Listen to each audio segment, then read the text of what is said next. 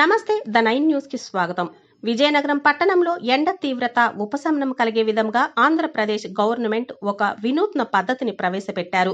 పట్టణ ప్రధాన కూడళ్లు దగ్గర వాటర్ స్ప్రింక్లింగ్ ఏర్పాటు చేసి ట్రాఫిక్ సిగ్నల్ దగ్గర వేచి ఉండే ప్రయాణికులకు కొంత ఎండ నుంచి ఉపశమనం కలిగే విధంగా చేశారు. ఈ ఏర్పాటుపై ప్రయాణికులు ఆనందాన్ని వ్యక్తం చేస్తున్నారు.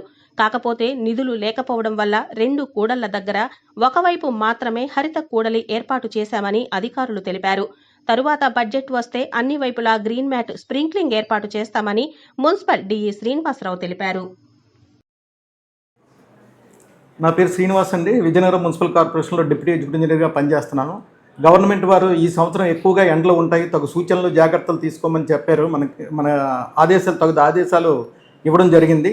దాని మేరకు మనం పోలీసులతో చర్చించిన తర్వాత ఒక రకమైన ట్రాఫిక్ ఎక్కువ ఎక్కడ ఉంటుందో, ఎక్కువ జనాలు ట్రాఫిక్లో ఎక్కువ నిలబడితే వాళ్ళకి ఉపశమనం కోసం మనం హరిత కూడళ్ళు అని చెప్పేసి green shade shelter with water sprinkling సిస్టమ్తో పెట్టడం జరిగింది.